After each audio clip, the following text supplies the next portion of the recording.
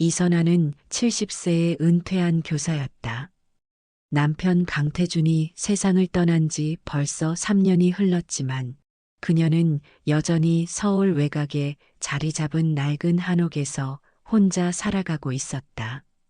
집은 수십 년 된 것이라 곳곳이 낡았지만 마당에는 여전히 계절마다 다른 꽃들이 피어났다.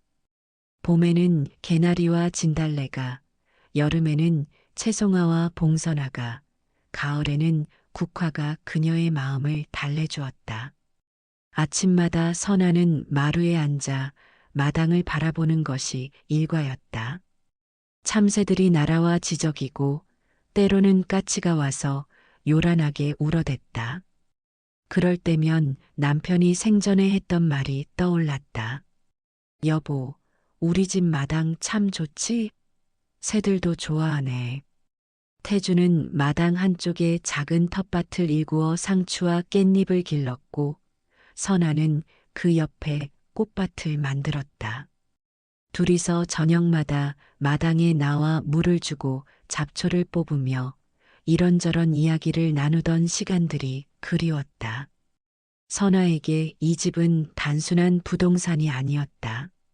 남편과 함께 쌓아온 추억들이 켜켜이 쌓인 보금자리였다. 신혼 시절부터 이 집에서 살기 시작해서 아들 민호를 키우고 손녀 유진이가 태어나서 첫걸음마를 뗀 곳도 바로 이 마루였다. 집 곳곳에는 가족의 역사가 새겨져 있었다. 하지만 그녀의 평화로운 일상은 점점 흔들리기 시작했다. 아들 강민호는 45세의 변호사였다.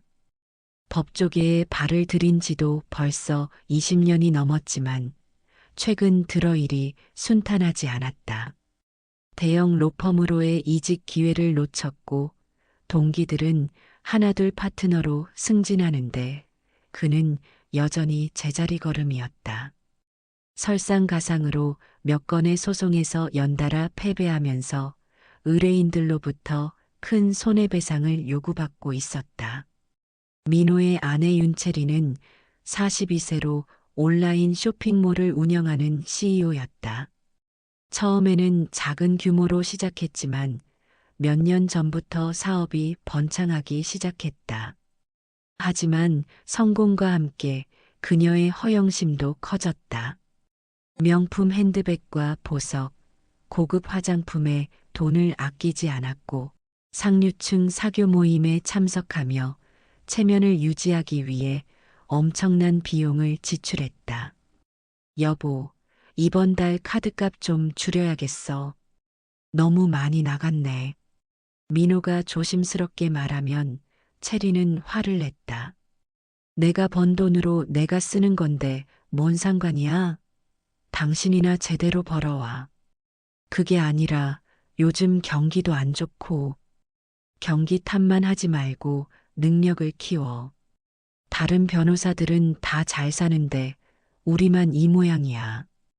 이런 다툼이 반복될 때마다 민호는 속이 타들어갔다. 아내 말도 맞았다. 동기들 중에는 이미 강남에 아파트를 사고 외제차를 타는 이들이 많았다. 하지만 현실은 녹록지 않았다. 빚은 눈덩이처럼 불어났고 매달 이자를 감당하는 것만으로도 벅찬 상황이었다. 그런 가운데 체린의 소비는 멈출 줄 몰랐다. 백화점 VIP 고객이 된 것을 자랑스럽게 여겼고 고급 레스토랑에서 친구들과 모임을 갖는 일도 잦아졌다. SNS에는 매일같이 명품과 고급 음식 사진이 올라왔다. 그날도 선아는 평소와 같이 집안을 천천히 둘러보고 있었다. 거실 한쪽에는 태준이 생전에 좋아하던 난초들이 놓여 있었다. 그가 직접 키우던 것들이었는데 지금은 선아가 대신 돌보고 있었다. 물을 주며 잎사귀를 쓰다듬을 때면 남편의 손길이 느껴지는 것 같았다. 이 난초는 특별해. 내가 직접 교배해서 만든 품종이야. 태준이 자랑스럽게 말하며 꽃봉오리를 가리키던 모습이 눈앞에 떠올랐다. 그 난초는 지금도 매년 봄이면 하얀 꽃을 피워내며 집안을 은은한 향기로 채웠다. 침실로 발걸음을 옮기니 오래된 장롱 위에 결혼 사진이 놓여 있었다. 흑백 사진 속 젊은 두 사람의 모습이 어색하면서도 행복해 보였다. 그때는 이 집이 이렇게 오래된 추억의 터전이 될 줄 몰랐다. 여보, 우리 여기서 평생 살자. 아이들 키우고 손자 손녀들도 봐주고. 신혼 첫날 밤 태준이 했던 말이었다. 그 약속을 지키며 둘은 정말로 이 집에서 평생을 보냈다. 민호가 태어났을 때는 산모조리원 대신 이 집에서 조리를 했고 아이가 아플 때마다 밤새 간병했던 방도 그대로였다. 부엌으로 가니 낡은 가스레인지와 식탁이 보였다. 태주는 요리에 취미가 있어서 주말이면 직접 음식을 해주곤 했다. 김치찌개를 끓이며 우리 선아가 제일 좋아하는 거야라고 웃던 모습, 생신상을 차려놓고 또 한 살 먹었네라며 장난스럽게 말하던 순간들이 선명했다. 마루에 앉아 창밖을 바라보니 마당 한쪽에 태준이 심었던 감나무가 보였다. 매년 가을이면 주렁주렁 매달린 감을 따서 이웃들과 나누어 먹었던 기억이 났다. 그 나무도 이제 50년이 넘었을 것이다. 할머니, 이 나무는 언제 심었어요? 손녀 유진이가 어린 시절 물어보았을 때 태주는 손녀를 무릎에 앉히고 설명해 주었다. 이 나무는 내 아빠가 태어났을 때 심은 거야. 너희 아빠와 함께 자란 나무지. 그런 이야기들을 들으며 자란 유진이는 할머니 집을 무척 좋아했다. 방학 때마다 이곳에 와서 며칠씩 머물곤 했는데 마당에서 뛰어놀고 감나무에 오르기도 했다. 하지만 요즘 들어 유진이의 방문 횟수가 줄어들고 있었다. 중학생이 되면서 친구들과 보내는 시간이 많아졌고 부모님도 바빠서 할머니 집에 오는 일이 뜸해졌다. 그래도 가끔 오면 예전처럼 할머니와 마당에 앉아 이런저런 이야기를 나누곤 했다. 그날 저녁 오랜만에 민호 가족이 함께 저녁 식사를 하러 왔다.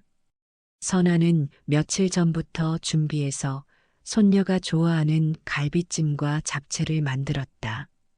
식탁에는 김치, 나물, 된장찌개까지 푸짐하게 차려졌다. 할머니, 갈비찜 맛있어요. 유진이가 환하게 웃으며 말했다. 13살 중학생인 유진이는 할머니를 무척 따랐다. 어려서부터 이 집에서 많은 시간을 보냈기 때문에 할머니와의 유대감이 깊었다. 그래, 많이 먹어. 할머니가 내가 온다고 특별히 만든 거야.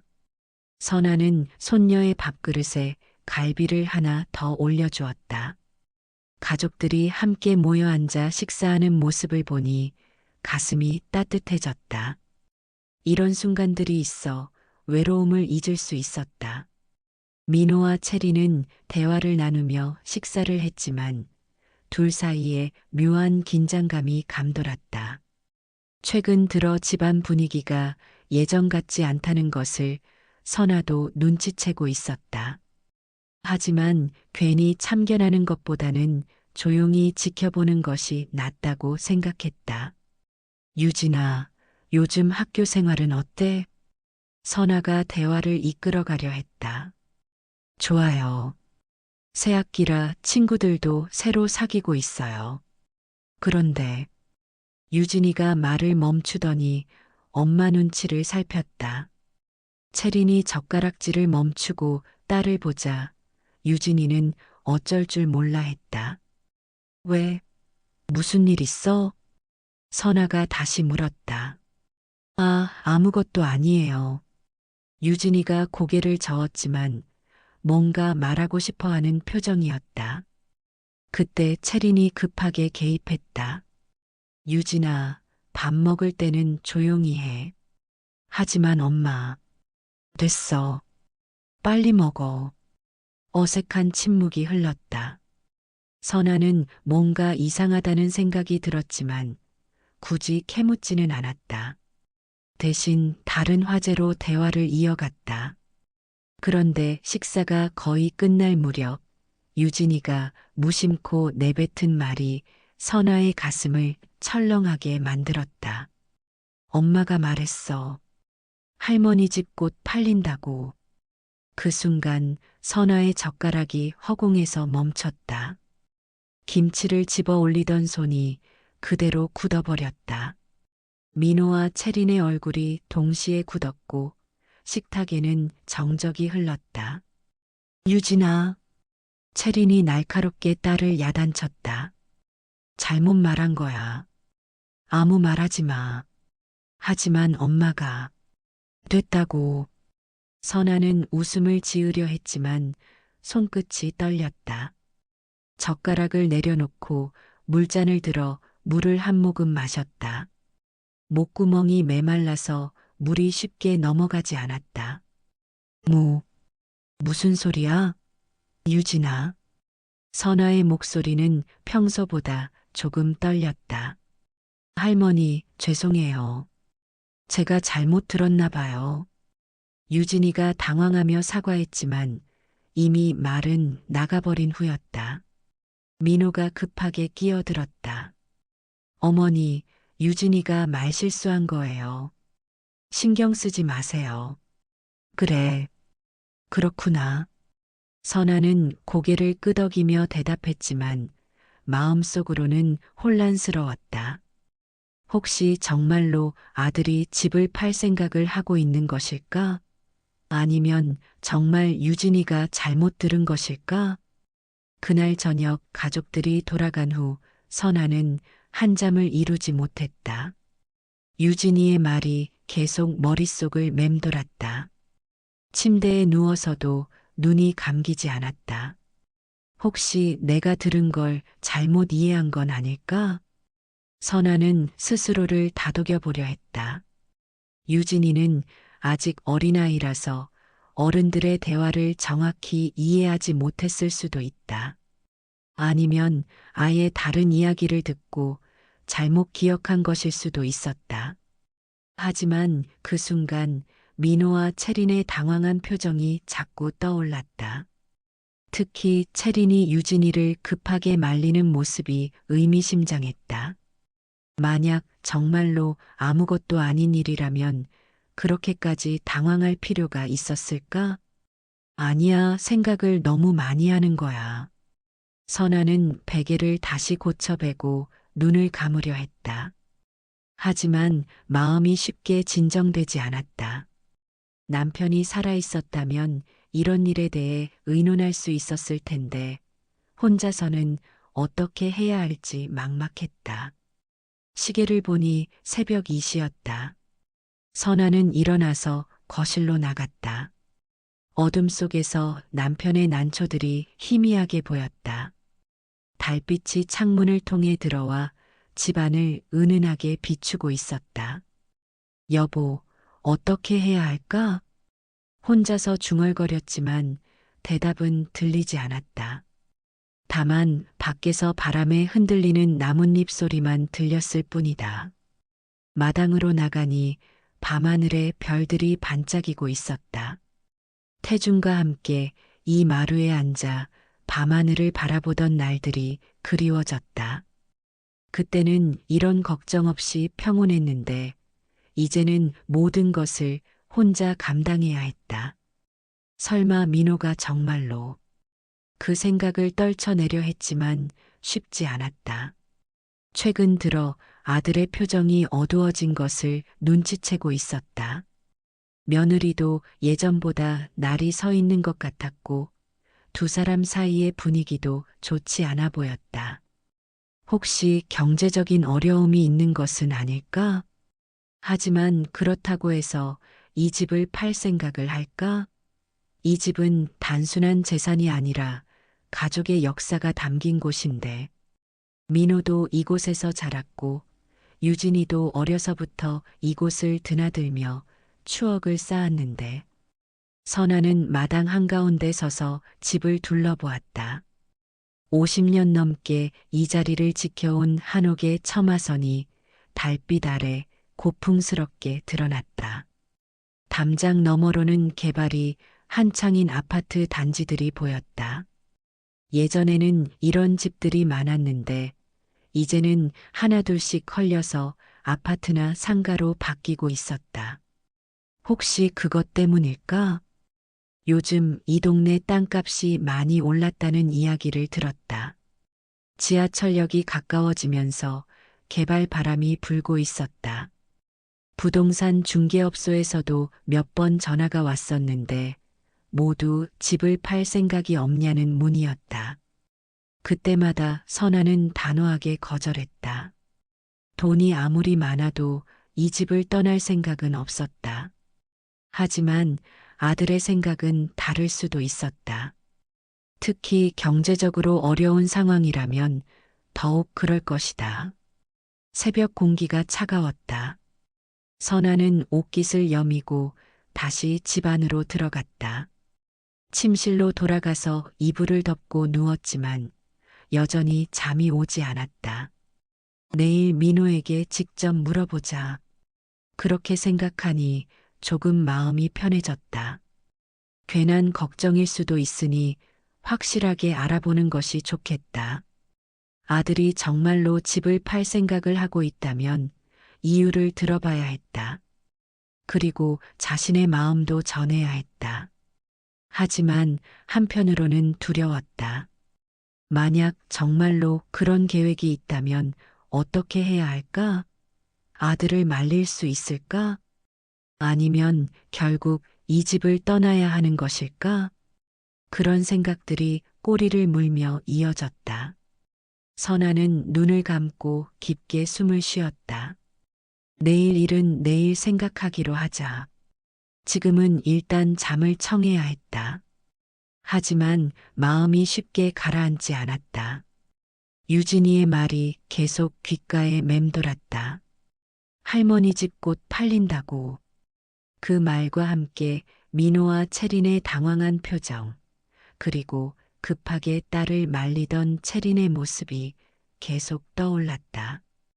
분명 뭔가가 있었다. 그리고 그것은 자신이 모르는 사이에 진행되고 있는 일이었다. 선아는 베개에 얼굴을 묻고 한숨을 쉬었다. 남편이 그리웠다. 이런 어려운 순간에 함께 의논할 사람이 있다면 얼마나 좋을까. 창밖으로 새벽빛이 스며들기 시작했다. 또 하나의 긴 밤이 지나가고 있었다. 하지만 선아에게는 더 긴 하루가 기다리고 있었다.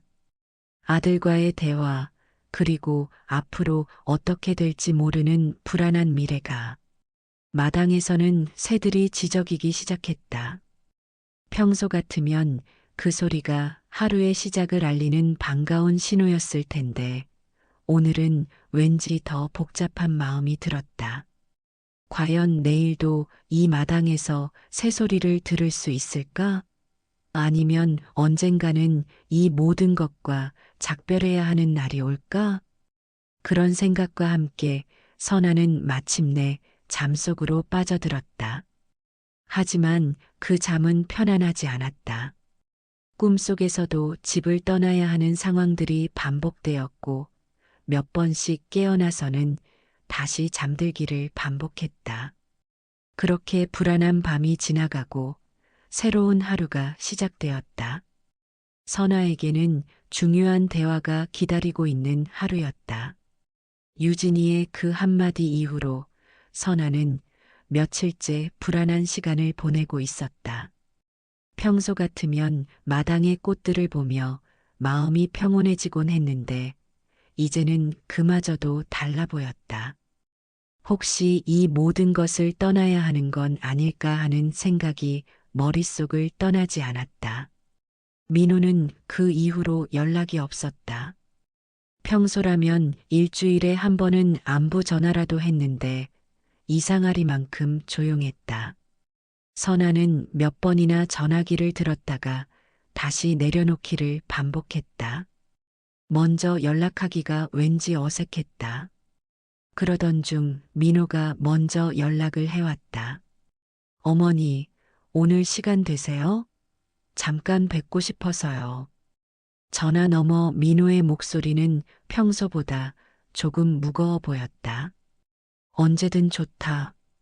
언제 올 거니? 지금 가는 길이에요. 30분 정도면 도착할 것 같아요. 전화를 끊고 난 후 선아는 급하게 집안을 정리했다. 거실을 청소하고 차를 준비했다. 아들이 좋아하는 녹차를 우려내면서도 마음 한편으로는 긴장되었다. 오늘 무슨 이야기를 할까? 30분 후 민호가 도착했다. 평소보다 정장 차림이 더 단정해 보였고 손에는 과일 바구니를 들고 있었다. 어머니, 안녕하세요. 그래, 어서 와라. 무슨 급한 일이라도 있니? 아니에요. 그냥 어머니 얼굴 뵙고 싶어서요. 민호는 환하게 웃으며 거실로 들어왔다. 하지만 선아는 그 웃음이 평소와 다르다는 것을 느꼈다. 억지로 지은 것 같은 뭔가를 감추려는 듯한 웃음이었다. 요즘 어떻게 지내세요? 몸은 괜찮으시고? 뭐 별일 없이 지내고 있다. 너는 요즘 일이 많이 바쁘냐? 그럭저럭 지내고 있어요. 민호는 차를 마시며 이런저런 안부를 물었다. 날씨 이야기, 건강 이야기, 동네 소식 등 평범한 대화가 이어졌다. 하지만 선아는 아들이 뭔가 다른 목적이 있다는 것을 직감했다. 이렇게 갑자기 찾아와서 이런 일상적인 대화만 하고 갈 아이가 아니었다. 참, 지난번에 유진이가 한 말. 혹시 기분 상하셨어요? 민호가 조심스럽게 말문을 열었다. 무슨 말? 선아는 모른 척했지만 민호가 무슨 말을 하려는지 알고 있었다. 집 팔린다고 한 말이요. 아이가 어른들 대화를 잘못 들었나 봐요. 그래, 그럼 정말 잘못 들은 거였구나. 선아는 아들의 표정을 유심히 살폈다. 민호의 눈이 잠깐 흔들렸다가 다시 진정되었다. 네, 물론이죠. 어머니 집을 왜 팔겠어요? 하지만 그 말에는 확신이 없었다. 선아는 50년 넘게 이 아이를 키워왔다. 거짓말을 할 때의 표정을 모를 리 없었다. 어려서부터 뭔가 잘못했을 때 짓는 그 표정이 지금도 그대로였다. 민호는 한동안 다른 이야기를 하다가 슬그머니 본론을 꺼냈다. 그런데 어머니, 혼자 사시기에는 이 집이 좀 크지 않으세요? 말투는 여전히 부드러웠지만 선아는 드디어 아들의 진짜 속내가 나오기 시작한다는 것을 알았다. 크긴 뭐가 커. 평생 살던 집인데. 그게 아니라 요즘은 혼자 계시니까 관리도 힘드시잖아요. 마당 정리하시는 것도 벅찰 텐데. 민호는 점점 대화의 방향을 자신이 원하는 쪽으로 이끌어가고 있었다. 나는 괜찮다. 마당 가꾸는 것도 좋고 집 관리하는 것도 할 만해. 하지만 나이가 드시면서 점점 더 힘드실 거예요. 미리미리 준비하는 게 좋지 않을까요? 선아는 아들이 어디로 가려는지 알 것 같았다. 하지만 쉽게 넘어가고 싶지 않았다. 무슨 준비? 예를 들어서 말씀인데 더 편리한 곳으로 이사를 생각해 보시는 거예요. 민호의 목소리에 조심스러움이 묻어났다. 마치 폭탄을 조심스럽게 다루는 것처럼. 편리한 곳? 네, 요즘 나온 아파트들 보면 정말 좋더라고요. 엘리베이터도 있고 보안도 좋고 관리도 해주고 어머니 나이에는 그런 곳이 더 편하실 것 같은데요.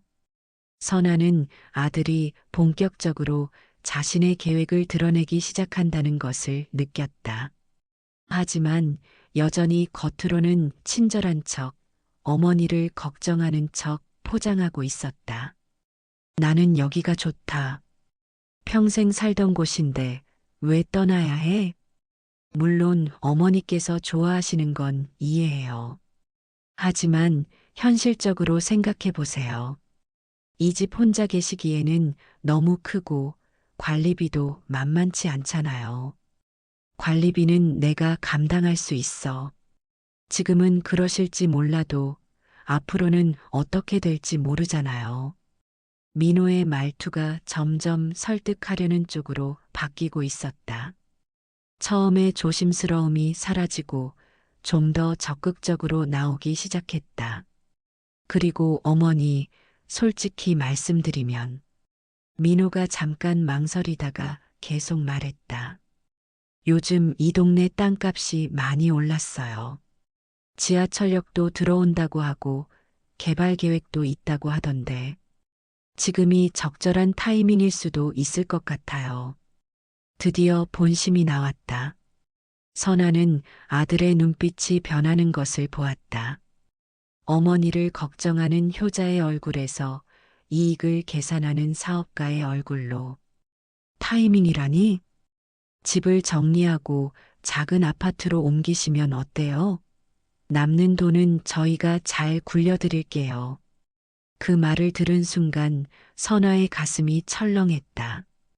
결국 이것이 아들의 진짜 목적이었구나. 잘 굴려준다고? 네, 요즘 좋은 투자처가 많거든요.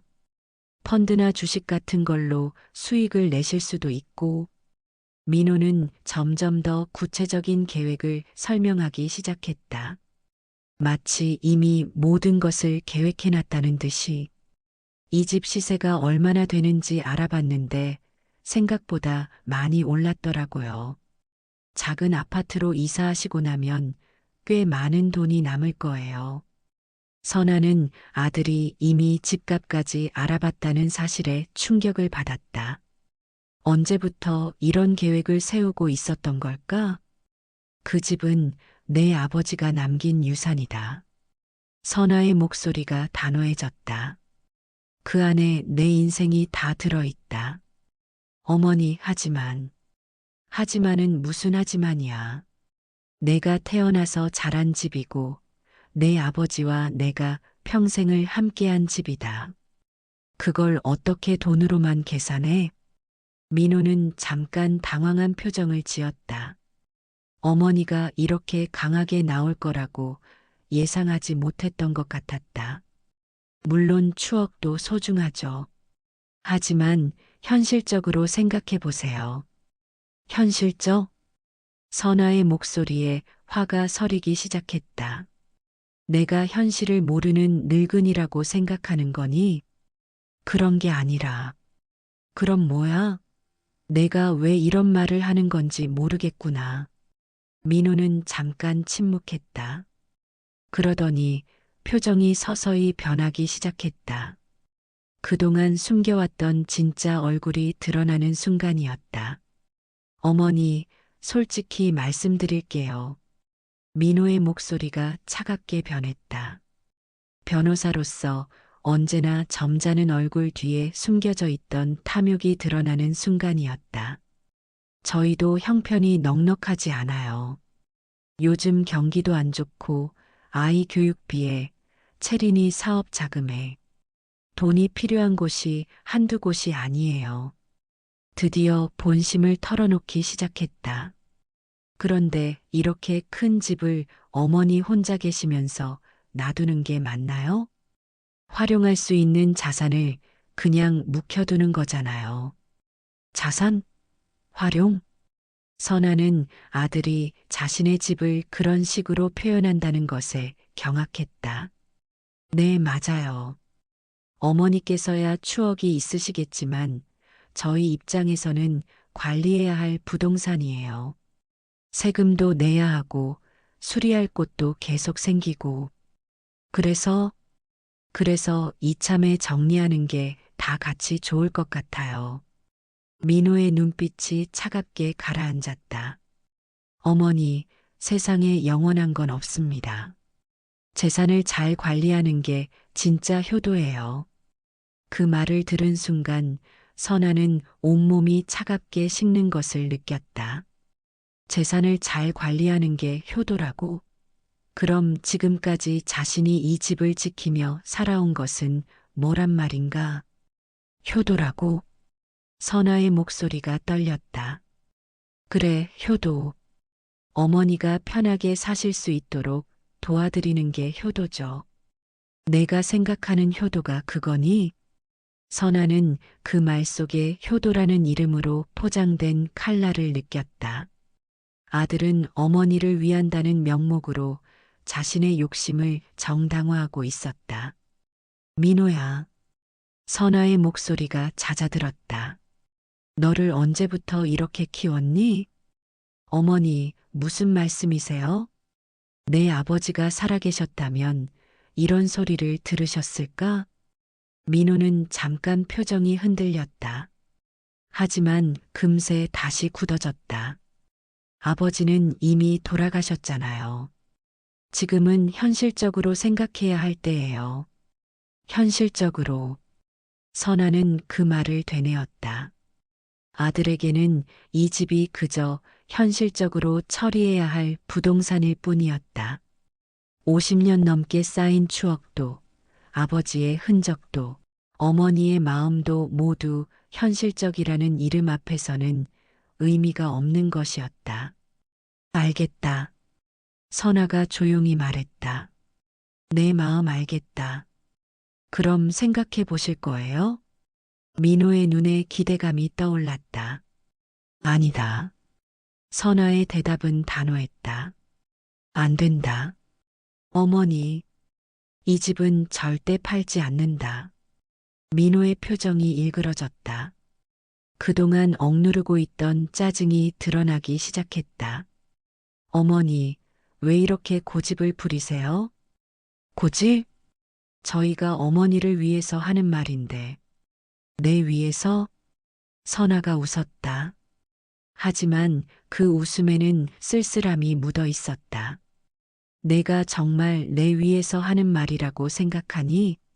민호는 잠깐 말문이 막혔다. 어머니의 눈빛이 너무나 선명하게 자신의 속내를 꿰뚫어 보고 있었다. 어머니, 저는 됐다. 선아가 손을 들어 아들의 말을 막았다. 더 이상 말하지 마라. 내 마음 다 알겠다. 정말 어머니를 위해서. 그만. 선아의 목소리에 힘이 들어갔다. 내가 내 위한다고 하는데 정작 내 마음은 묻지도 않는구나. 민호는 아무 말도 할 수 없었다. 어머니 말이 맞았다. 그는 처음부터 끝까지 자신의 필요에 의해서만 생각하고 있었다. 이 집은 나한테 그냥 부동산이 아니다. 내 아버지와 함께 만든 보금자리고 너를 키운 곳이고 우리 가족의 역사가 담긴 곳이야. 선아의 목소리가 떨렸다. 그걸 어떻게 돈으로 바꿀 수 있겠니? 민호는 고개를 숙였다. 하지만 포기할 생각은 없는 것 같았다. 어머니, 하지만 현실은 뭐가 현실이야? 선아가 소리를 질렀다. 내가 돈이 필요하다고 어머니 집을 팔아서 해결하려고 하는 게 현실이니? 그 말에 민호의 얼굴이 붉어졌다. 자신의 진짜 속마음이 드러난 순간이었다. 저도 어쩔 수 없어요. 민호가 갑자기 소리를 질렀다. 빚이 얼마나 되는지 아세요? 채린이는 매일 돈 얘기만 하고 유진이 교육비는 천정부지로 올라가고 저 혼자 어떻게 감당해요? 드디어 진짜 이유가 터져 나왔다. 그래서 어머니 집을 팔아서 해결하겠다는 거니? 다른 방법이 없어요. 이 집만 정리하면 모든 문제가 해결되는데 모든 문제가 해결된다고? 선아는 아들을 믿을 수 없다는 표정으로 바라봤다. 그래서 어머니를 내쫓겠다는 거구나. 내쫓는 게 아니라. 그럼 뭐야? 다른 곳으로 보내는 거 아니니? 민호는 대답할 수 없었다. 결국 그게 맞았으니까. 좋은 아파트로 모셔다 드릴게요. 더 편하실 거예요. 편하기는. 선아가 한숨을 쉬었다. 내가 보기에 편한 거겠지. 어머니가 조용히 구석에 있으면. 그런 말씀하지 마세요. 왜? 사실이잖아. 선아의 목소리에 깊은 실망이 묻어났다. 내가 원하는 건 내가 이 집에서 나가는 거 아니니? 민호는 더 이상 변명할 수 없었다. 어머니 앞에서 자신의 민낯이 완전히 드러나 버린 상황이었다. 그날 민호가 돌아간 후 선아는 잠을 이루지 못했다. 아들의 목소리가 귓가에 맴돌았다. 집을 정리하라. 그것은 결국 나를 내쫓겠다는 말 아닌가. 선아는 침대에 누워 천장을 바라보았다. 마음이 복잡했다. 아들이 경제적으로 어렵다는 것은 이해했다. 하지만 그렇다고 해서 어머니의 집을 담보로 문제를 해결하려 한다는 것은 받아들일 수 없었다. 저 아이가 내 품에 안겨 울던 날이 아직 생생한데 이제는 나를 내쫓겠다니. 선아는 혼자 중얼거렸다. 민호가 어렸을 때 아프면 밤새 간병하고 학교 다닐 때는 도시락을 싸주고 대학 갈 때는 등록금 마련하느라 온갖 일을 다 했던 기억들이 떠올랐다. 그때는 이 아이를 위해서라면 뭐든지 할 수 있다고 생각했다. 실제로 그렇게 살아왔다. 아들이 변호사가 될 수 있도록 뒷바라지했고 결혼할 때도 혼수를 마련해줬다. 하지만 지금 그 아들이 자신에게 집을 팔라고 하고 있었다. 게다가 그것을 효도라고 포장하면서 내가 잘못 키웠나? 선아는 자책했다. 아들에게 너무 많은 것을 해줬던 걸까? 그래서 당연하게 생각하는 건 아닐까? 거실로 나가 남편의 사진을 바라봤다. 여보, 우리 아들이 이런 아이였나요? 사진 속 남편은 여전히 자상한 미소를 짓고 있었다. 하지만 대답은 들리지 않았다. 새벽 5시가 넘어서야 선아는 가까스로 잠이 들었다. 하지만 얕은 잠이었다. 꿈속에서도 아들과의 대화가 반복되었다. 어머니, 집을 정리하세요. 재산을 잘 관리하는 게 효도예요. 현실적으로 생각하세요. 그런 말들이 꿈속에서도 계속 들렸다. 그리고 그때마다 가슴이 아팠다. 아침에 일어났을 때 선아의 마음은 확고해져 있었다. 절대 집을 팔지 않겠다는 다짐이었다. 아들이 아무리 어려워도 아무리 설득해도 흔들리지 않겠다고 결심했다. 마당으로 나가니 아침 햇살이 따뜻했다. 남편이 심은 감나무에 새싹들이 돋아나고 있었다. 봄이 오고 있었다. 여보, 저는 여기서 계속 살 거예요. 선아는 하늘을 바라보며 중얼거렸다. 우리가 함께 만든 이곳에서 끝까지 살겠어요. 새들이 지저귀며 날아들었다. 언제나처럼 평화로운 아침이었다. 하지만 선아는 알고 있었다. 이 평화가 계속될 수 있을지는 확실하지 않다는 것을, 아들이 쉽게 포기할 것 같지 않다는 것을, 하지만 두렵지 않았다. 70평생을 살아오면서 이보다 어려운 일들도 겪어봤다. 이번에도 견뎌낼 수 있을 것이다. 선아는 마당에 있는 꽃들에게 물을 주기 시작했다. 남편과 함께 가꾸기 시작한 이 정원을 혼자서라도 계속 가꿔 나갈 것이다. 아들이 뭐라고 하든 상관없이. 그렇게 새로운 하루가 시작되었다. 선아에게는 더 큰 시련이 기다리고 있을지도 모르는 하루였지만 그녀의 의지는 확고했다.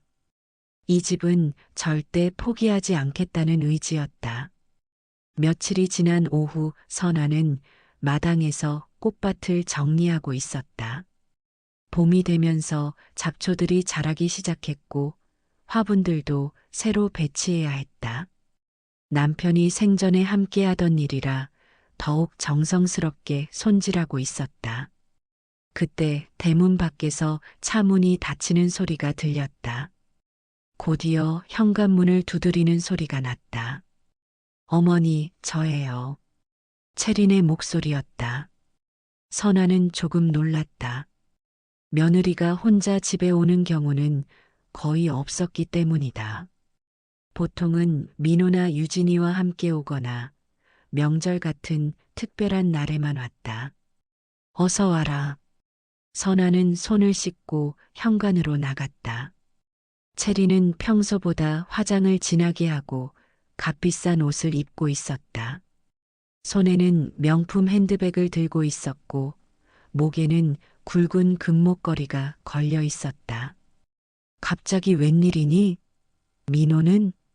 남편은 사무소에 있어요. 저 혼자 왔어요. 채린의 말투는 평소와 달리 차갑게 느껴졌다. 예전에는 그래도 어머님이라고 부르며 예의를 지켰는데 오늘은 어머니라고 부르는 것도 귀찮아하는 듯했다. 그래, 차라도 한잔 할래? 됐어요. 오래 있을 생각 없거든요. 채리는 거실로 들어가면서 집안을 둘러봤다. 마치 부동산을 평가하는 사람처럼 곳곳을 유심히 살펴보았다. 앉아라. 선아가 소파를 가리키자 채리는 마지못해 앉았다. 하지만 등받이에 기대지 않고 앞쪽 끝에만 걸터 앉았다.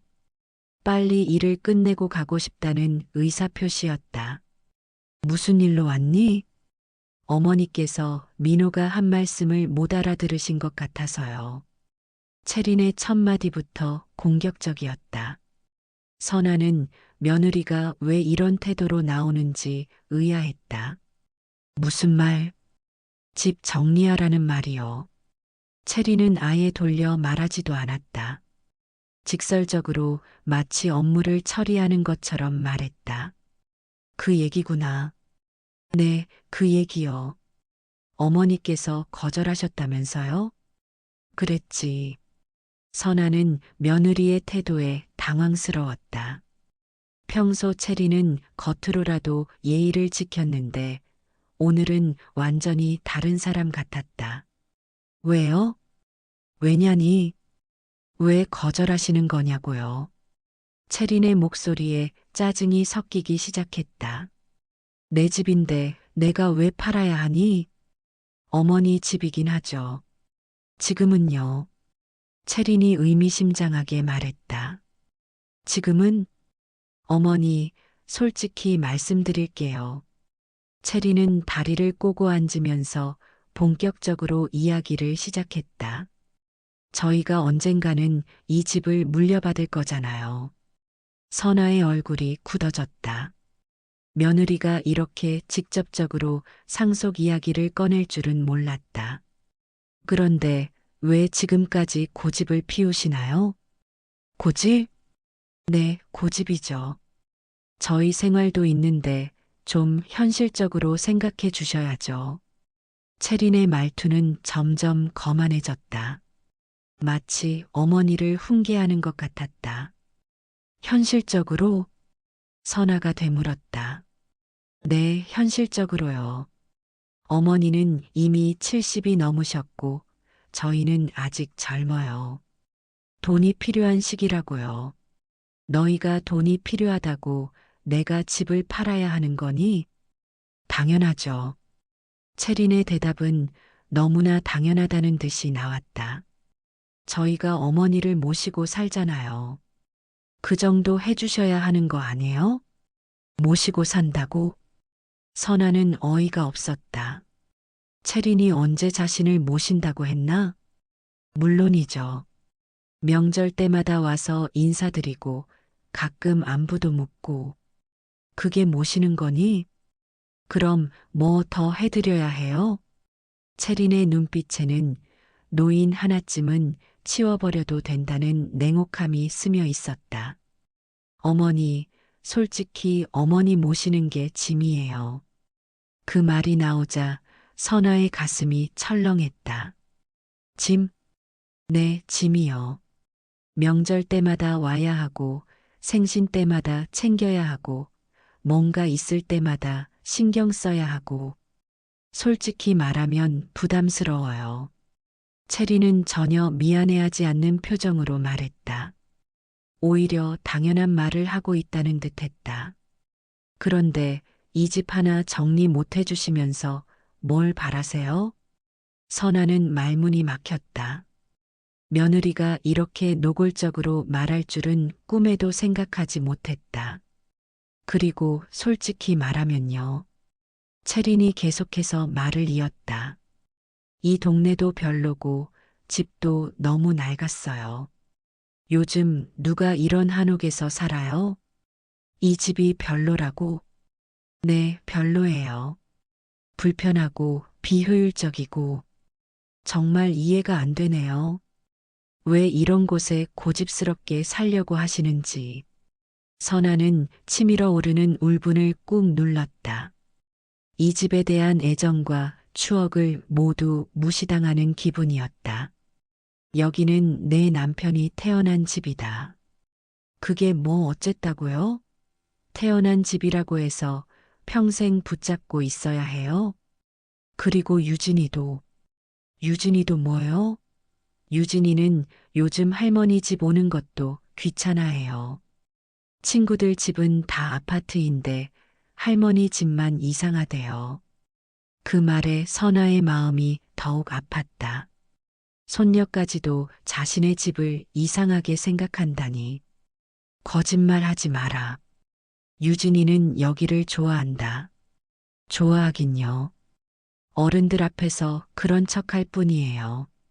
저한테는 다른 소리예요. 체리는 잔인하게 말했다. 엄마, 할머니 집은 왜 이렇게 불편해? 화장실도 밖에 있고, 방도 춥고, 이런 얘기 맨날 해요. 선아는 눈물이 고이는 것을 느꼈다. 하지만 며느리 앞에서 울고 싶지 않았다. 그러면 더욱 무시당할 것 같았다. 나는 아직 죽지 않았다. 선아의 목소리가 떨렸다. 내 집을 내 의지로 지킬 것이다. 지킨다고요? 채린이 코웃음을 쳤다. 글쎄요, 어머니. 혼자 사시는 분이 무슨 힘이 있다고. 무슨 힘이 있냐고? 네, 무슨 힘이 있어요? 돈도 별로 없으시면서, 나이도 많으시면서, 현실을 좀 받아들이세요. 채린의 말은 점점 더 독해졌다. 어머니가 고집 피우신다고 해서 뭐가 달라져요? 결국 돌아가시면 이 집은 저희 거잖아요. 돌아가시면? 선아는 믿을 수 없다는 표정으로 며느리를 바라봤다. 네, 돌아가시면요. 그때 가서 정리하는 것보다 지금 정리하는 게 낫지 않아요? 체리는 시어머니의 죽음을 마치 예정된 일정처럼 말하고 있었다. 그때 현관문이 열리는 소리가 났다. 민호가 들어오고 있었다. 체린이가 여기 있네? 민호는 아내가 혼자 시어머니 집에 와 있는 것을 보고 놀란 듯 했다. 당신 왔어요? 체린의 목소리가 갑자기 부드러워졌다. 남편 앞에서는 다른 사람이 되는 것이었다. 무슨 일이야? 왜 혼자 왔어? 어머니께서 아직도 집 파는 걸 반대하셔서 설득하러 왔어요. 체리는 마치 자신이 좋은 일을 하고 있다는 듯이 말했다. 그래, 어머니는 뭐라고 하시는데? 민호가 어머니를 보았다. 선아의 얼굴이 굳어 있는 것을 보고 뭔가 잘못되었다는 것을 직감했다. 뭔가 있었어? 별거 아니에요. 그냥 솔직한 대화를 나눴을 뿐이에요. 체리는 아무렇지도 않게 대답했다. 솔직한 대화. 민호는 아내와 어머니를 번갈아 보았다. 어머니, 체린이가 무슨 말 했어요? 선아는 잠시 망설였다. 며느리가 한 말을 아들에게 그대로 전해야 할까? 어머니, 말씀하세요. 민호가 다그쳤다. 체린이가 뭐라고 했는지 들어야겠어요. 별거 아니다. 선아는 그냥 넘어가려 했다. 별거 아니긴요. 체린이 끼어들었다. 저는 그냥 사실대로 말했을 뿐이에요. 어머니께서 현실을 받아들이지 못하시는 것 같아서. 현실? 민호가 물었다. 네, 어머니 나이도 많으시고 혼자 사시기 어려운 상황이시잖아요. 그런데 고집만 피우시니까. 고집이라고 했어? 민호의 목소리가 차가워졌다. 당신이 우리 어머니한테 고집이라고 했다고? 사실이잖아요. 체리는 전혀 위축되지 않았다. 당신도 알잖아요. 어머니께서 얼마나 고집이 센지. 선아는 아들이 아내를 말릴 것이라고 기대했다. 하지만 민호의 반응은 예상과 달랐다. 어머니. 민호가 어머니를 향해 돌아섰다. 체린이 말이 맞아요. 선아는 귀를 의심했다. 뭐라고? 고집 부리지 마세요. 이제 현실을 받아들여야 해요. 아들까지도 아내 편을 드는 순간이었다. 너도 그렇게 생각하는 거니? 선아의 목소리가 떨렸다. 네, 그래요. 체린이 말이 틀린 게 없어요. 민호는 단호하게 말했다. 어머니 혼자 이 큰 집에서 뭐 하세요? 관리도 힘드시고 외롭기도 하실 텐데. 외롭기도 하고, 네, 외로우시잖아요. 그래서 저희가 자주 와서 안부 확인하는 거 아니에요? 민호의 말투가 점점 며느리와 비슷해져 갔다. 안부 확인? 선아는 웃음이 나왔다. 씁쓸한 웃음이었다. 너희가 언제 안부 확인을 했니? 명절 때마다 오잖아요. 명절 때만? 평소에도 전화드리고 1년에 몇 번이나? 민호는 대답하지 못했다. 실제로는 거의 연락하지 않았기 때문이다. 어머니, 중요한 건 그게 아니에요. 체린이 다시 끼어들었다.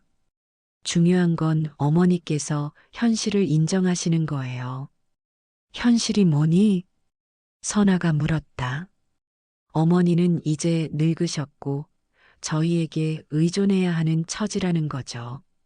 그 말을 들은 순간 선아는 온몸에 힘이 빠지는 것을 느꼈다. 의존? 네, 의존이요. 경제적으로나 생활적으로나. 체리는 거침없이 말했다. 그런데 왜 도움이 되는 일은 거부하세요? 민호가 입을 열었다. 어머니, 이번이 마지막이에요. 마지막? 네, 마지막으로 말씀드리는 거예요. 집을 정리하세요. 민호의 목소리에는 더 이상의 협상 여지가 없다는 냉정함이 담겨 있었다. 만약 어머니께서 계속 거부하신다면 저희도 더 이상 어쩔 수 없어요.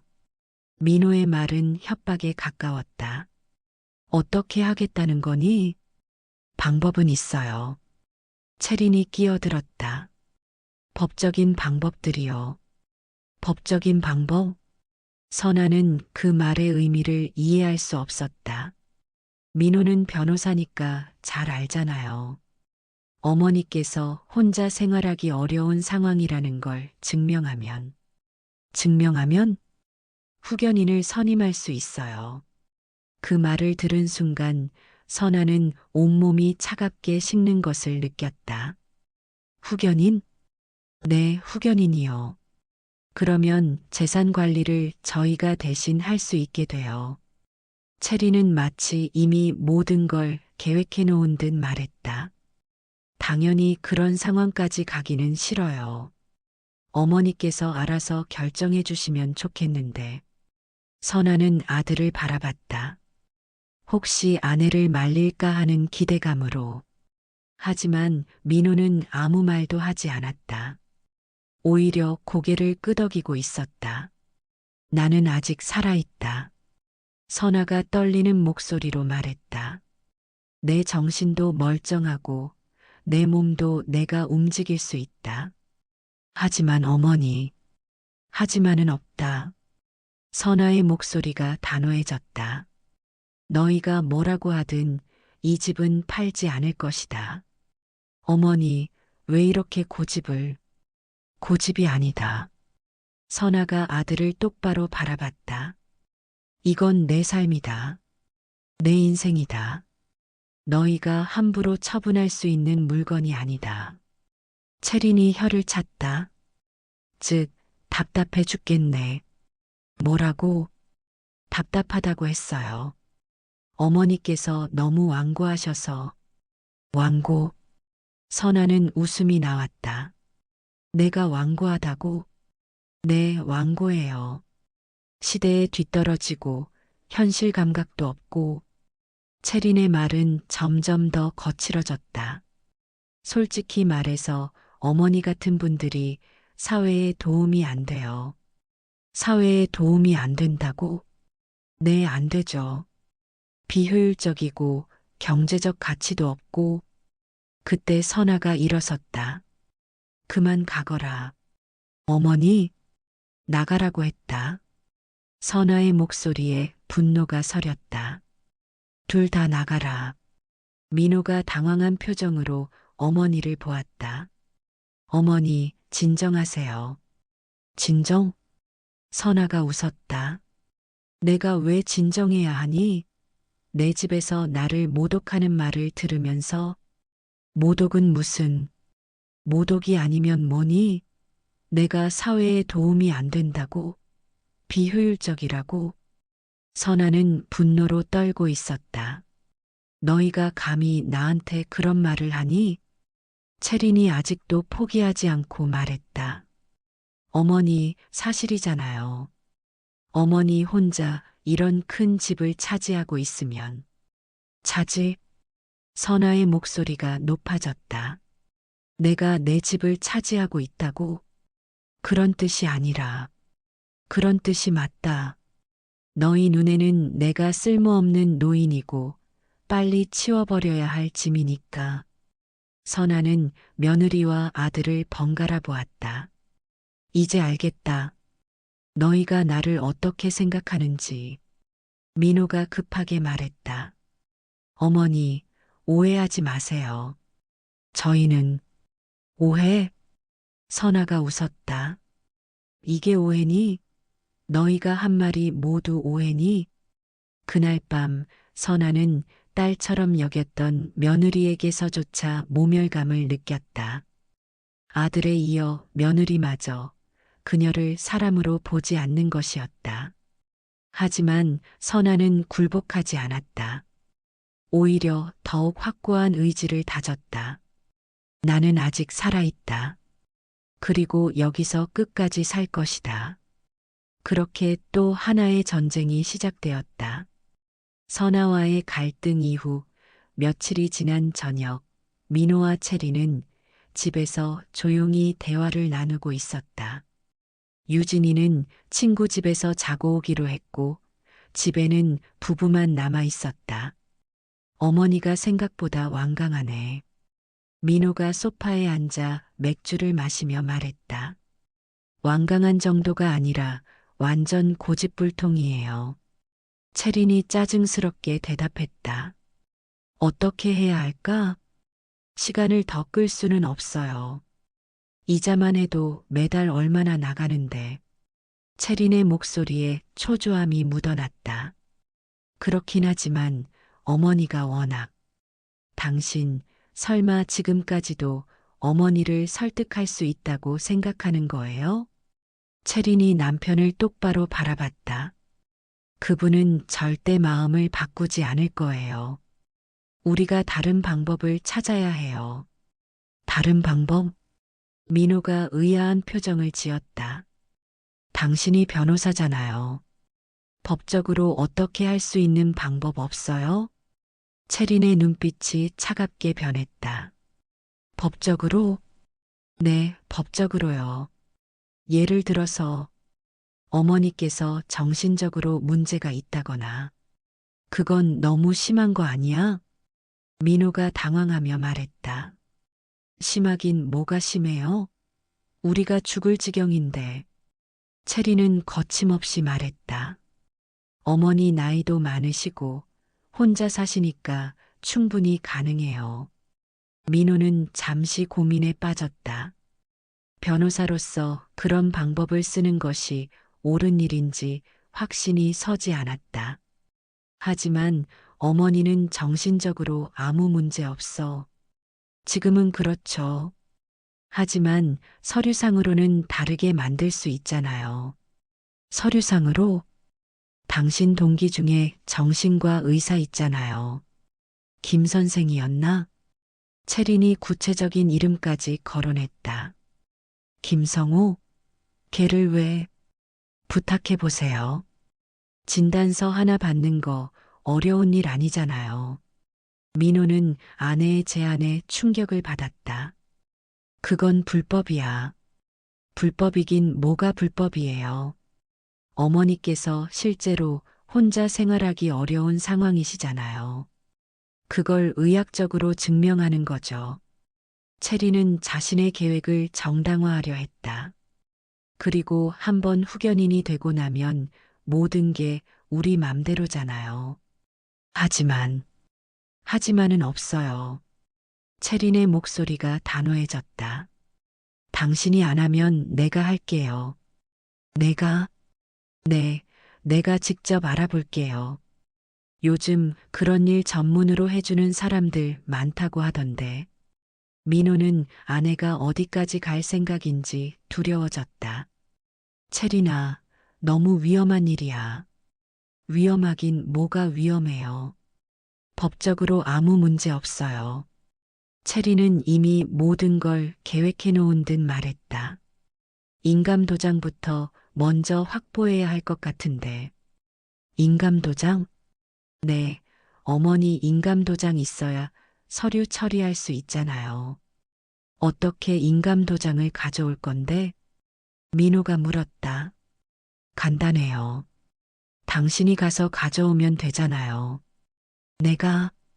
네, 어머니한테 가서 뭔가 서류 처리한다고 하고 잠깐 빌린다고 하세요. 그런 핑계로? 핑계가 아니라 실제로 서류 처리하는 거잖아요.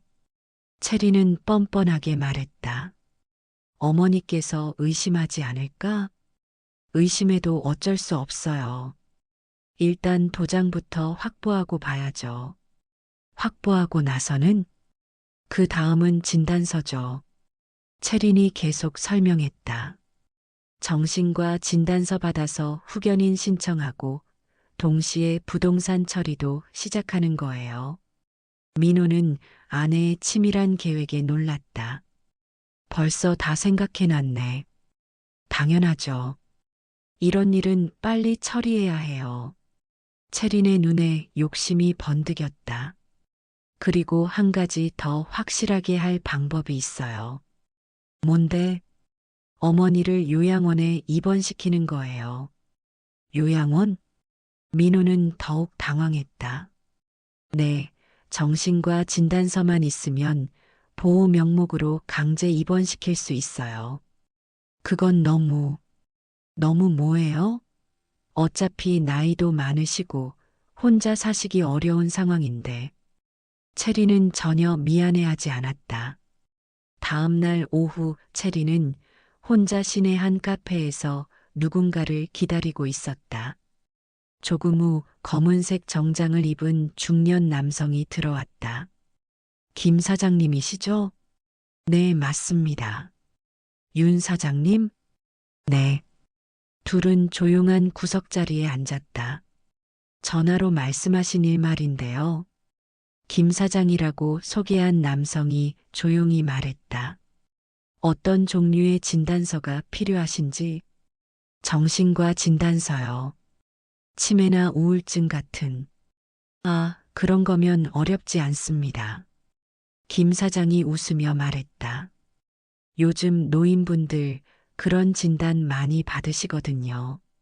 정말요? 네, 돈만 내면 정신병 진단쯤은 쉽게 나오죠. 김 사장의 말에 채린의 눈이 반짝였다. 얼마나 드나요? 케이스에 따라 다른데 보통 1,000만 원 정도면 될 것 같네요. 1,000만 원? 채린이 조금 놀란 표정을 지었다. 비싸다고 생각하세요? 하지만 이런 일은 리스크가 있거든요. 무슨 리스크요?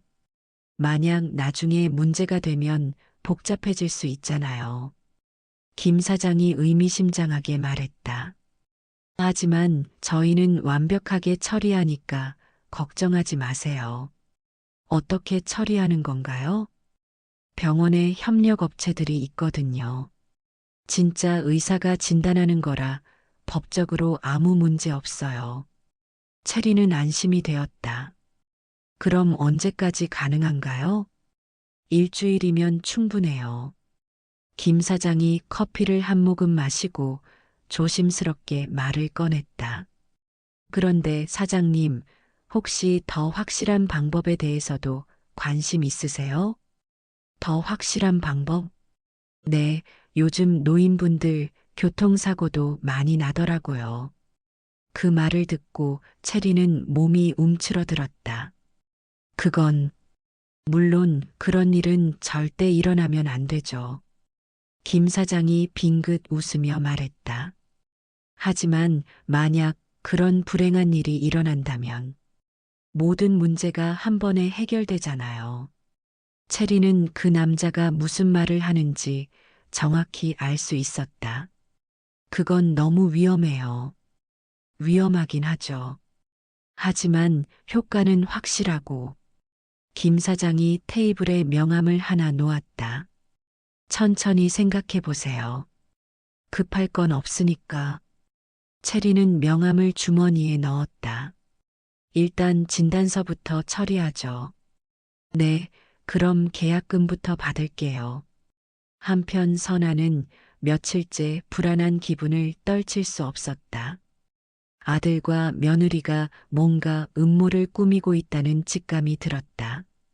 특히 민호가 갑자기 자주 안부를 물어오는 것이 수상했다. 평소 같으면 일주일에 한 번도 연락하지 않던 아이가 이틀에 한 번씩 전화를 했다. 어머니, 몸은 괜찮으세요? 괜찮다. 혹시 어디 아프신 곳은 없고요? 왜 자꾸 그런 걸 물어보니? 그냥 걱정돼서요. 하지만 민호의 목소리에는 진짜 걱정이 느껴지지 않았다. 오히려 뭔가를 확인하려는 의도가 엿보였다. 그리고 어제는 아예 집까지 찾아왔다. 어머니, 잠깐 인감도장 좀 빌려주세요. 인감도장을 왜? 제 보험 서류 때문에 필요해서요. 내 보험에 왜 내 인감이 필요하니? 보증인으로 등록해야 해서요. 민호의 설명은 앞뒤가 맞지 않았다. 하지만 선아는 의심하면서도 결국 도장을 내주었다. 아들을 완전히 불신할 수는 없었기 때문이다. 그런데 민호는 도장을 가져간 후 바로 돌아주지 않았다. 내일 가져다 드릴게요. 서류 처리 시간이 좀 걸려서요. 그날 밤 선아는 잠을 이루지 못했다. 뭔가 큰 일이 일어날 것 같은 불길한 예감이 들었다. 다음 날 아침 선아는 오래전 기억을 더듬어 전화번호 하나를 찾았다. 20년 전 자신이 담임을 했던 제자 중 한 명이었다. 여보세요? 제여가 나야. 이선아 선생님. 선생님. 전화 너머로 반가운 목소리가 들렸다. 선생님, 어떻게 지내세요? 그럭저럭 지내고 있다. 너는?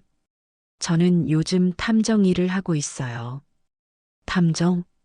네, 형사 그만두고 개인 탐정사 차렸거든요.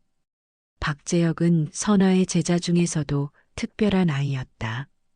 어려운 가정 환경에서 자랐지만 의지가 강했고 선아가 특별히 아껴주던 학생이었다.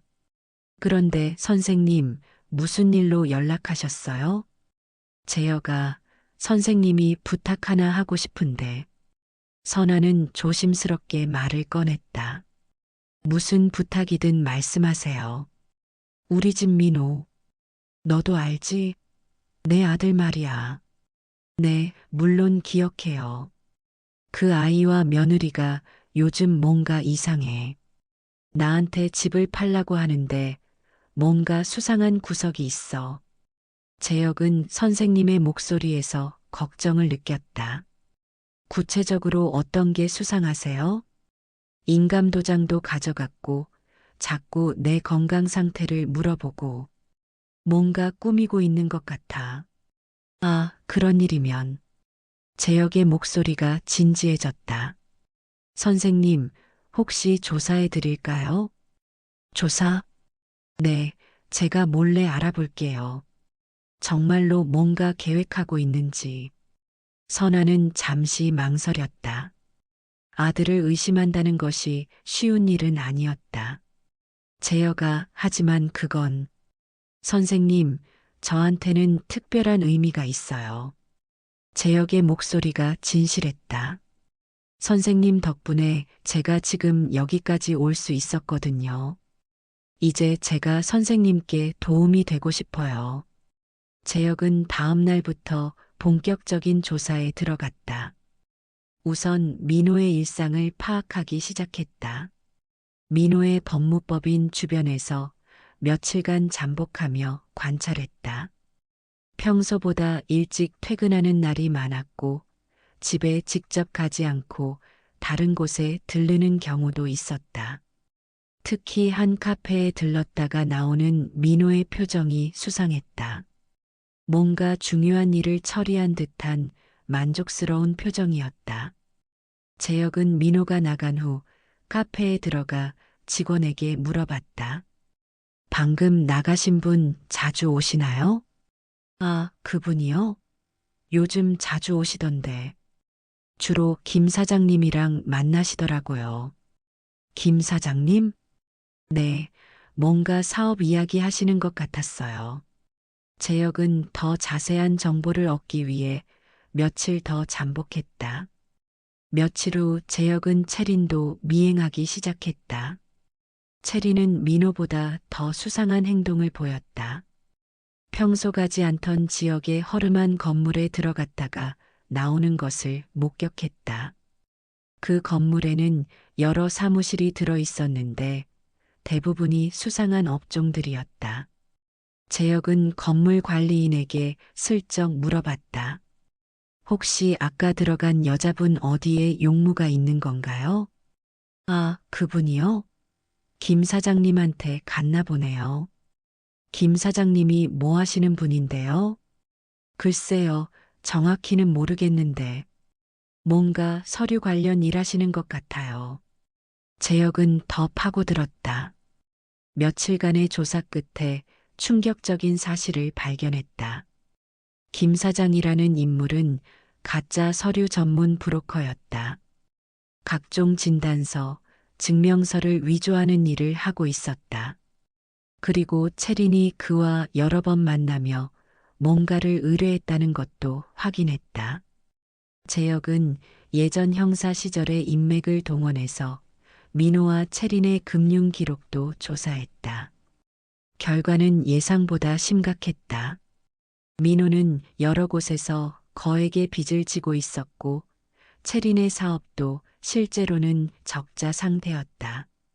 더 놀라운 것은 채린이 사채업자와도 연결되어 있다는 사실이었다. 이미 선아의 집을 담보로 하는 계약서까지 준비하고 있었다. 이건 완전히 계획적인 사기야. 재혁은 혼자 중얼거렸다. 선생님의 집을 빼앗으려고 치밀하게 계획을 세웠구나.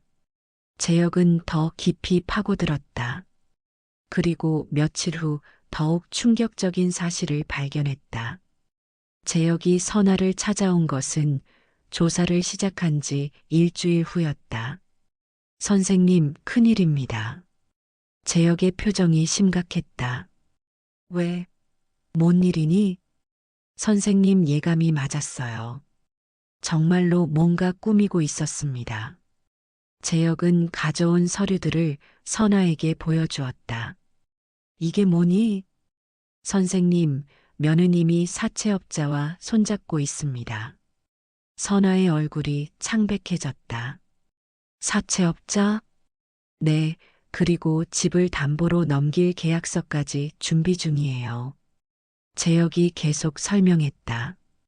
가짜 정신과 진단서도 만들려고 하고 있고요. 가짜 정신과 진단서? 네, 선생님을 정신병 환자로 만들어서 후견인을 선임하려는 계획인 것 같아요. 선아는 믿을 수 없다는 표정으로 서류를 들여다봤다. 게다가 아드님도 가담했습니다. 그 말을 들은 순간 선아의 눈가에 눈물이 번졌다. 민호가? 네, 인감도장을 가져간 것도 이 계획의 일부였어요. 재혁의 목소리가 무겁게 가라앉았다. 그리고 선생님, 더 심각한 게 있어요. 더 심각한 게 브로커가 더 극단적인 방법도 제안했다는 정보를 입수했습니다. 극단적인 방법? 재혁은 잠시 망설이다가 말했다. 교통사고 같은. 선아는 온몸이 차갑게 식는 것을 느꼈다. 하지만 선아의 눈물은 두려움이 아니라 분노였다. 내가 낳은 자식이 나를 죽이려 드는구나. 선아의 목소리가 떨렸다. 그렇다면 나도 끝까지 맞서겠다. 선생님, 재혁아, 고맙다. 덕분에 진실을 알 수 있었어. 선아의 눈빛이 단호해졌다. 이제 내가 할 일이 무엇인지 알겠다. 뭘 하실 건데요? 반격이다. 선아가 조용히 말했다. 그 아이들이 나를 만만히 본 게 큰 실수였어. 재혁은 선생님의 변화된 모습에 놀랐다.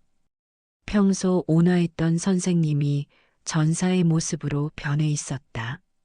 선생님, 제가 도와드릴게요. 고맙다, 재혁아. 선아가 제자의 손을 잡았다. 하지만 위험할 수도 있어. 위험해도 괜찮아요. 선생님께서 위험에 처하신 걸 그냥 볼 수는 없어요. 재혁의 목소리에 결의가 담겼다. 그렇다면 선아가 미소를 지었다. 하지만 그 미소는 평소와 달랐다. 복수를 다짐하는 차가운 미소였다. 전쟁을 시작하자. 그렇게 진짜 전쟁이 시작되었다.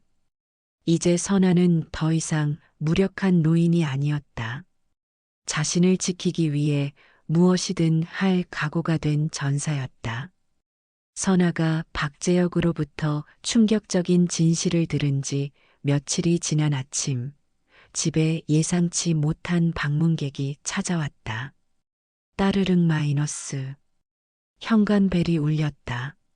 선아가 문을 열자 깔끔한 정장을 입은 중년 남성이 서 있었다. 안녕하세요.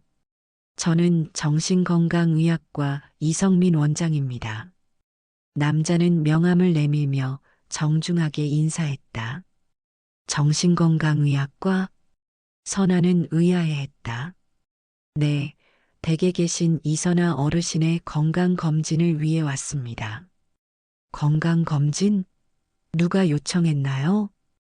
아드님께서 어머님이 요즘 건강이 안 좋으시다고 하여 방문 진료를 요청하셨습니다.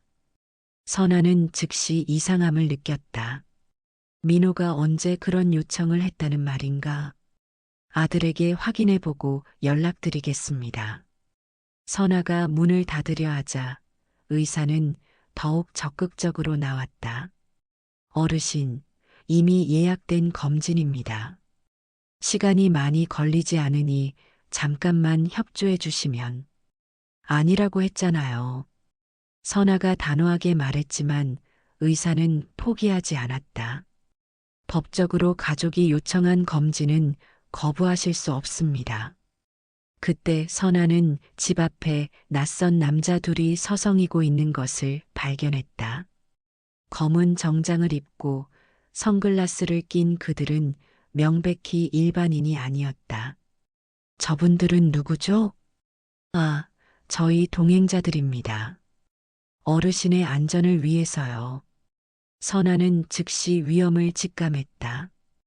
이것은 민호와 채린이 꾸민 함정이었다. 나는 검진 받을 생각 없습니다. 돌아가세요.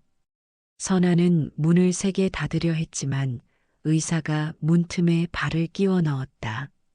어르신, 이러시면 안 됩니다.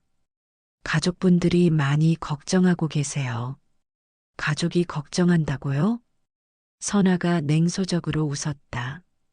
그 가족들이 나를 요양원에 보내려고 하는 줄 모르는 줄 아세요? 의사의 표정이 잠깐 굳어졌다. 그런 말씀하지 마시고 일단 간단한 검사만. 간단한 검사? 그 검사 결과로 나를 정신병 환자로 만들려는 거 아니에요? 선아의 날카로운 지적에 의사는 당황했다. 어르신, 무슨 말씀을? 당신들이 누군지 다 알고 있어요. 돈 받고 가짜 진단서 써주는 사람들이지? 그 순간 밖에 서 있던 남자 둘이 집 안으로 들어오려 했다. 어르신, 협조해 주세요. 나가, 내 집에서 나가라고. 선아가 소리쳤지만 남자들은 계속 들어오려 했다. 선아는 마치 포위당한 성주처럼 벼랑 끝에 몰린 기분이었다. 그때 현관 밖에서 차 소리가 났다. 곧이어 발소리가 들렸다. 경찰이다. 움직이지 마.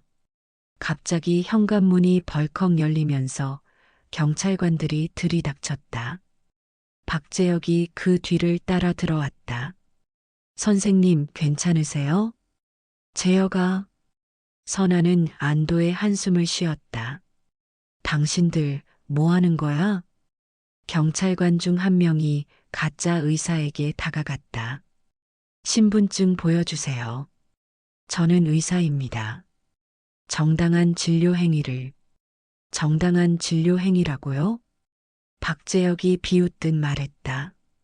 당신 의사 면허증 취소된 지 3년 됐잖아요. 가짜 의사의 얼굴이 창백해졌다. 그리고 저 두 사람은 조폭 출신 깡패들이고요. 경찰이 3명 모두에게 수갑을 채우기 시작했다. 박재혁 씨의 신고를 받고 왔습니다. 사기 혐의로 체포하겠습니다. 같은 시각 시내 한 카페에서는 또 다른 체포 작전이 진행되고 있었다. 채린이 김 사장과 마지막 거래를 하고 있는 현장이었다.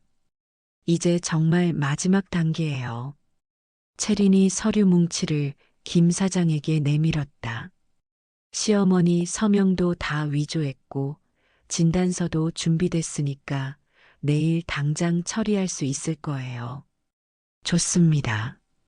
그럼 잔금 처리하죠. 김 사장이 가방에서 현금 뭉치를 꺼내려는 순간이었다. 경찰이다. 손들어. 카페 안으로 경찰관들이 일제히 들어왔다. 손님들이 놀라서 소리를 지르는 가운데 채린과 김 사장은 순식간에 포위되었다. 뭐야? 갑자기 왜 이래? 채린이 당황하며 일어섰다. 윤채린 씨 사기 혐의로 체포합니다. 사기? 무슨 사기?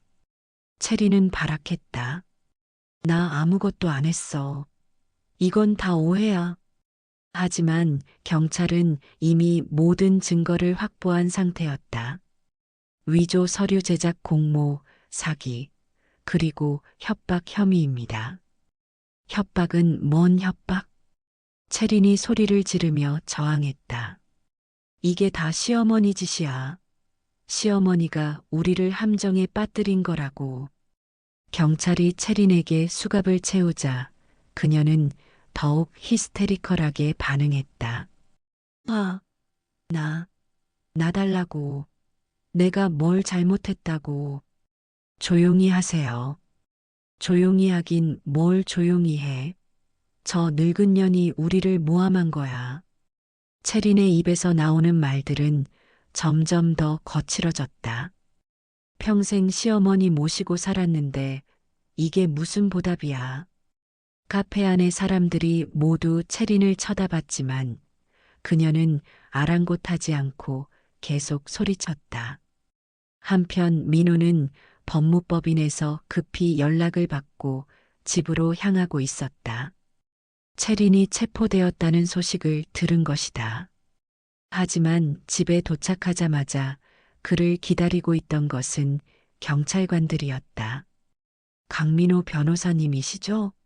네, 그런데 무슨 변호사법 위반 및 사기 공모 혐의로 체포하겠습니다. 민호는 머리가 하얘지는 것을 느꼈다. 사기 공모? 그게 무슨 묵비권을 행사할 수 있고 변호인을 선임할 권리가 있습니다. 경찰이 법적 권리를 고지하는 동안 민호는 현실을 받아들일 수 없었다. 잠깐만요. 이건 오해입니다. 오해가 아닙니다. 충분한 증거가 있습니다. 경찰은 민호에게 체포영장을 보여주었다. 어머님을 상대로 한 사기 계획에 가담한 혐의, 위조 서류 사용 혐의, 그리고 변호사법 위반 혐의입니다. 민호의 다리에 힘이 빠졌다. 변호사 생활 20년 만에 처음으로 수갑을 차는 순간이었다. 3개월 후 법정에서 정식 재판이 열렸다. 선아는 증인석에 서서 떨리는 목소리로 증언했다. 민호는 제 아들입니다. 제가 키우고 교육시켜 변호사로 만든 아이입니다. 선아의 목소리에 슬픔이 묻어났다. 그런데 그 아이가 자신의 전문 지식을 이용해서 어머니를 속이려 했습니다. 방청석에 앉은 민호는 고개를 들 수 없었다.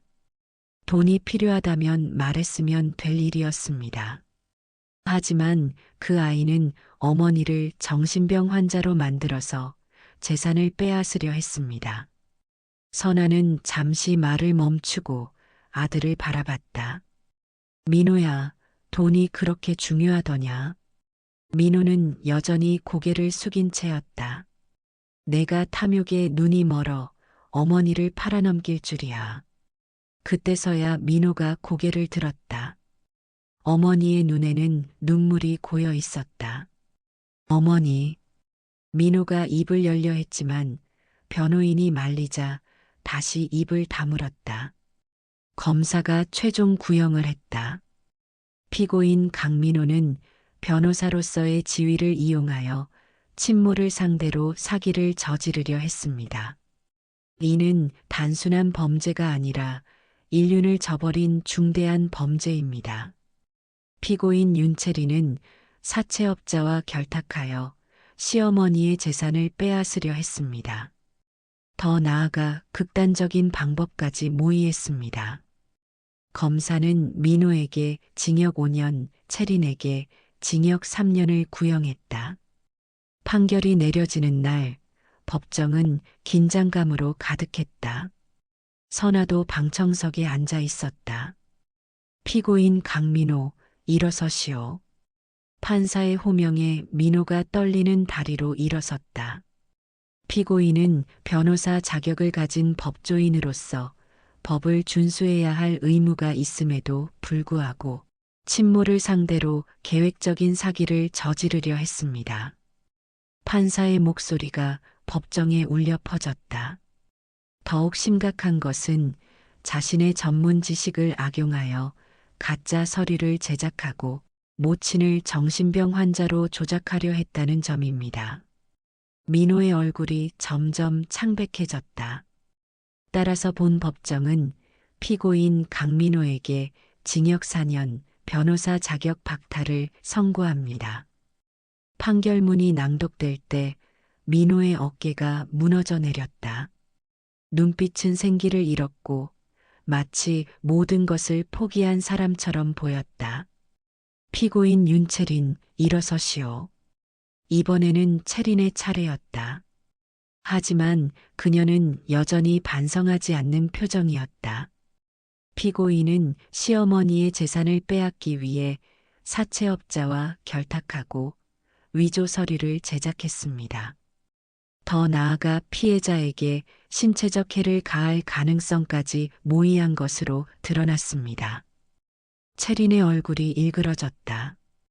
따라서 본 법정은 피고인 윤채린에게 징역 3년 6월을 선고합니다. 판결이 끝난 후 선아는 구치소에 면회를 갔다.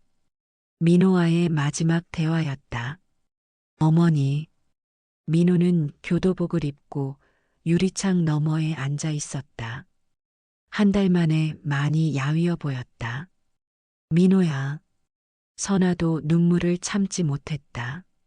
어머니, 죄송합니다. 이제 사과해서 뭐하니? 정말 죄송합니다. 제가 정말 미쳤었나 봐요. 민호는 고개를 숙였다. 돈 때문에 어머니를. 정말 미안해요. 너희가 어려웠다면 말했으면 됐을 텐데. 선아가 한숨을 쉬었다. 왜 하필 그런 방법을 택했니? 변명의 여지가 없어요. 제가 잘못했습니다. 민호는 진심으로 후회하고 있는 것 같았다. 어머니, 출소하면 다시 시작할게요. 그때까지 기다려 주실 수 있나요? 선아는 잠시 망설였다. 민호야, 나는 너를 기다릴 거다. 하지만 더 이상 예전 같지는 않을 거야.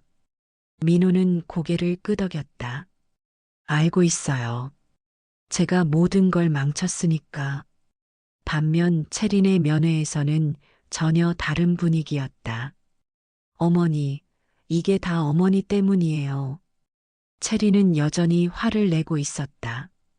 내가 뭘 잘못했다고 이런 일을 당해야 해요? 내가 뭘 잘못했는지도 모르겠니? 잘못한 게 뭐가 있어요? 우리 살겠다고 한 일인데. 채린은 끝까지 자신의 잘못을 인정하지 않았다. 어머니가 그냥 집만 팔아줬으면 이런 일 없었을 거 아니에요.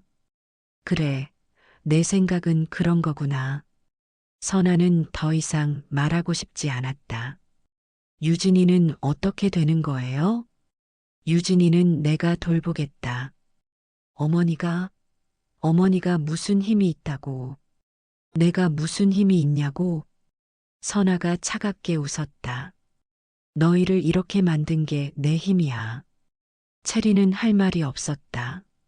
모든 것이 끝난 뒤 선아는 다시 한옥마당에 홀로 섰다. 가을이 깊어져 가고 있었다. 바람이 불어오고 낙엽이 발밑에 흩날렸다. 할머니. 뒤에서 유진이의 목소리가 들렸다. 선아는 돌아봤다. 유진아. 할머니, 미안해요. 13살 소녀의 눈에도 눈물이 고여 있었다. 너는 왜 미안해하니? 엄마 아빠가 할머니한테 나쁜 짓 했잖아요. 그건 어른들 일이야. 내가 미안해할 일이 아니고. 선아는 손녀를 끌어안았다. 이제 우리 둘이서 살아야겠구나. 할머니, 제가 할머니 도와드릴게요. 고맙다, 유진아. 선아는 손녀와 함께 마당을 바라봤다. 낙엽이 쓸려가듯 지난 상처들도 서서히 흩날려 사라질 것 같았다. 할머니, 응? 이 집 정말 안 팔 거예요? 유진이가 조심스럽게 물었다. 왜? 너도 팔았으면 좋겠니? 아니요. 저는 이 집이 좋아요. 정말? 네, 할머니랑 할아버지의 추억이 있는 곳이잖아요. 선아는 손녀가 자랑스러웠다. 그래, 우리 유진이가 알아주는구나. 선아는 낮게 중얼거렸다. 가족이라는 이름은 나를 배신했지만 나는 끝까지 나를 지켰다. 그녀의 눈빛은 여전히 흔들렸지만 그 속에는 다시 시작할 의지가 살아 있었다. 마당 한쪽에서는 남편이 심었던 감나무에 새로운 잎이 돋아나고 있었다. 봄이 오면 다시 꽃이 피고 가을이 오면 열매를 맺을 것이다. 선아와 유진이는 그렇게 새로운 계절을 기다리며 함께 걸어갔다. 비록 상처는 있었지만 그들에게는 아직 희망이 있었다. 그리고 한옥은 여전히 그 자리에 서서 새로운 이야기가 시작되기를 조용히 기다리고 있었다.